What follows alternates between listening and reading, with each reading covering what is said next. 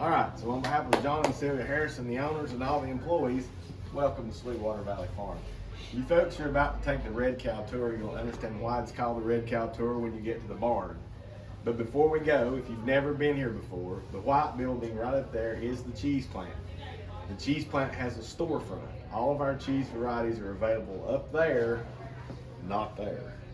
There is a tasting table up there. There is no reason you should ever leave here with a cheese you do not like. You had a chance to walk right up there and taste it. And when you go up there, be careful crossing that road. We have farm trucks, delivery trucks, feed trucks, milk trucks, farm equipment, and visitors all using the same road. The people that work for us cannot drive. The railroad track you crossed when you came in today is active. Be careful crossing that. The reason I'm telling you, I had a lady on tour one day ask me if we had that put in for looks. No, we didn't. It's real. There's no crossbars or lights, so be very careful. When you get to the barn, please don't hit, peck, or scratch on the glass. It annoys the cows. Inside voice. No running in the barn. If a cow starts looking at you and she continues to look at you, I want you to smile at her. She may pull out her cell phone and take your picture. You guys are welcome to take pictures anywhere in the barn. I'm going to open this door. You follow that concrete walk. Go right on down to the barn. Don't wait on me. It's raining. Just don't get stuck in the roundabout around the corner. That'll make sense when you get outside.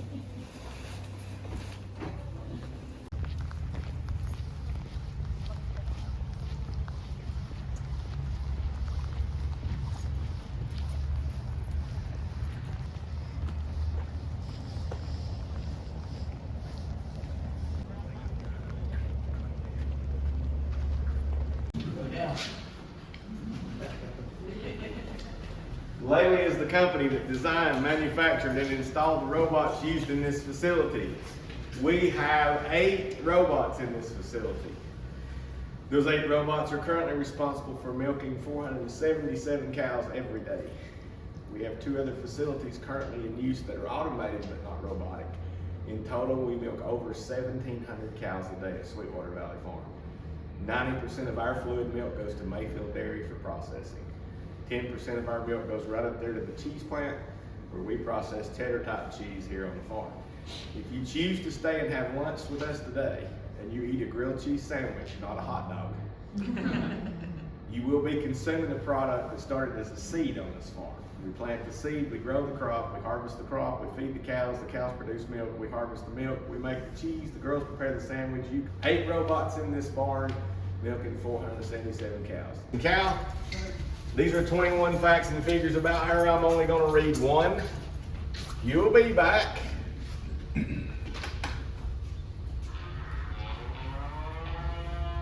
Y'all know what she said? She said, welcome to Sweetwater Valley Farm. You're lucky I speak cow. These are 21 facts and figures. Are you ready for this? Did you know dairy cows can produce 125 pounds of saliva every day? Did you want to know? Why did you come on a farm tour? I had a lady on tour one day who looked at me and said, my Mastiff could do that. And I said, congratulations on your Mastiff. We've got cows in here, so we've not started cleaning yet. Get where you can see. I'm going to walk you through a robotic process. I got one up there, I got one down here. You can make your choice.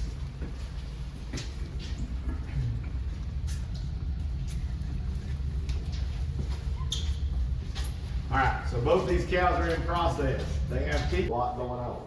So milk is flowing from the cow's udder right now. It comes to those red and white cylinders called teat-cups. It comes across the robotic arm, and then goes through the hoses into the unit. Milk flows on into the unit. Now inside that box, the unit box is a glass milk jar. I'll show you later. We hold that cow's entire milk session in that box, in that jar, until she's 1.5 down to 38 degrees. And we maintain it at 38 degrees until it's shipped. Now, if the milk's abnormal, we dump it down the drain. The herd manager gets a text message. We know that means the cow has mastitis. Mastitis is an infection in the udder which requires a treatment of antibiotic. The cow will be taken to a treatment area and an injection of antibiotic solution will be injected up into the teeth of the quarter of the udder that is infected. Now, let me tell you this up front. I'm a retired teacher. I taught agriculture and FFA in high school, and I was a high school principal. I'm in recovery for that job. I will not lie to you. I have no reason to lie to you. When we treat that cow with that antibiotic solution, folks, she ain't gonna be all about it. Because she's tender, she's sore, she's infected. We treat her. It means it's been 28 days since she burned the calf. Last time she was milked, she gave 58.2 pounds of milk. She gave almost 7 gallons of milk. That cow right there is a 20-gallon a day cow. So you want me to tell you something about her? We'll keep her.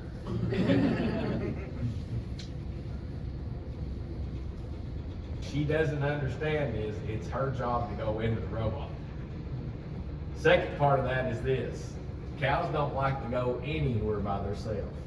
They like a friend. You can't go in and buddy system in a robot. So what happens is, for the first 10 days, every 6 hours, a technician brings her up here and asks her to go into the robot. Now the first day, that's going to be a challenge. Basically, to be honest with you, with most of them, it's a fight. But once you get her in there, she won't give any milk, but she will eat her cookies. By the end of the day, she's like, well, okay. So by day 3, she's figured out that, hey, when I go in here, I get cookies. By day 7, she's looking for the cookies. Okay. Yes, they are conditioned with food for training. All right, she's done. She's going to exit. And I'm going to go ahead and tell you that robot's not going to over because it's going to go through. It's going to clean the whole system. You have to sanitize this system 3 times a day. As I told you, the computer glitched out on cleaning number 1 today, so it's got to be cleaned. He called me and I said, go ahead, we'll work around it.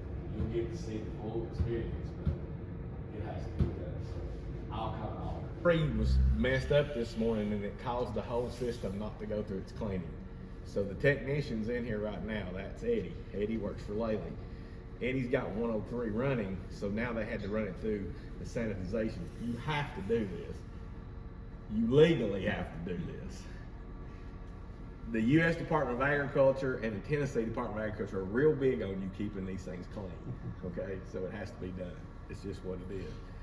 So it's cleaning, but that's the milk jar, so the milk comes into that jar.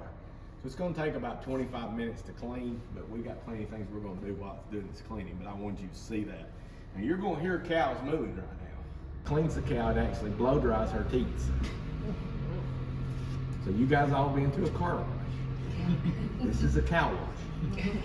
We specialize in udder carriage.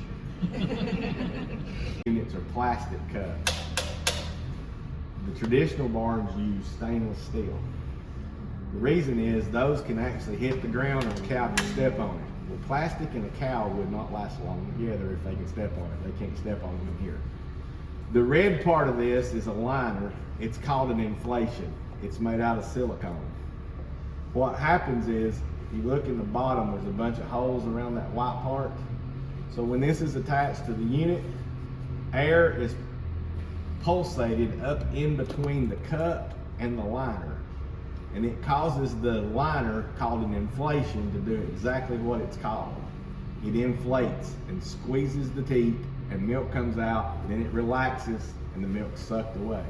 So it's squeeze, suck, squeeze, suck, squeeze, suck, which is exactly how a calf suckles its mother. So we're simulating a calf suckling its mother. This barn is 500 feet long, it's 130 feet wide. It currently houses 477 cows. To give you a little couple of things to get you to realize the size of the barn, because you really can't get it from here. You can only see half the barn from this window. This barn is 1.5 football fields in length. And it's almost a football field's width. So, the end of the barn that faces the road, if you came in today, if you happen to notice, there are fans all across the end of the barn. Those are exhaust fans. The upper end of this barn is completely open. The design of this barn is a wind tunnel. Now I'm going to give you some things about Holstein cows. Number 1, Holstein cows originated in Northern Europe. It's cool and arid there. Probably some of you all, or maybe all of you, are from East Tennessee now. They live here. If you don't, there's nothing cooler area about East Tennessee from March to November. It's hot and humid. We have to try to keep these cows comfortable. Their preferential temperature is about 38 degrees. Well, it's not going to be 38 degrees from March. Sometimes not in December. It was 70 degrees at the first of the week this week. So the wind flow is paramount in keeping the cows cool.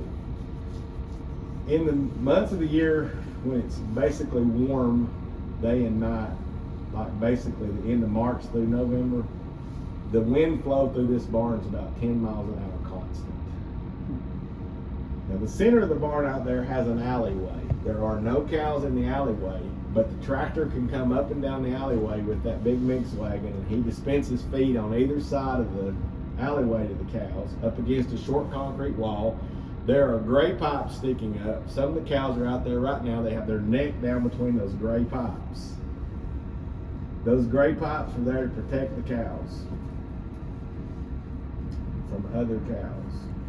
Cows have a pecking order. There are dominant cows within the herd. Hateful Harriets is what I call them. Do not, if you've never been around cows, do not be deceived that the biggest cow in the herd is the meanest. That is normally not true.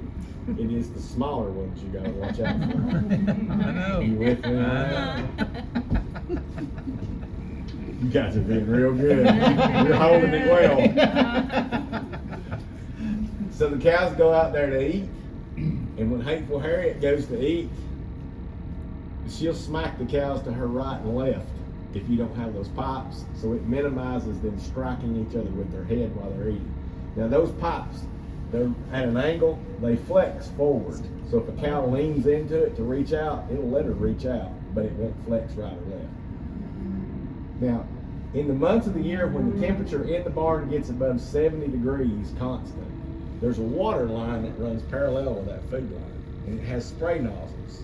And from the cow's withers or her shoulders back to her tail, we'll spray water on her while she's eating. And it'll spray out intervals, 1 minute on, 4 minutes off. Wets her. But if you wet her back with water and you turn the water off and pull the wind across her back at 10 miles an hour, you've just created the oldest form of air conditioning called evaporative cooling. If you keep her cool, she'll eat till she's full. If she gets hot, she rolls that food in that gastric juice. It forms it into balls called a bolus. And she regurgitates those one at a time, and she's chewing her cud. It is a lovely smell. Ladies, you should buy a cud flavored candle if you ever get the chance. All right? So if they're lying there chewing, they're comfortable, they're digesting.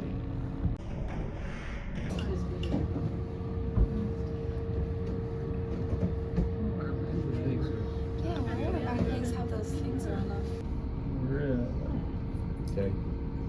Cow has a calf.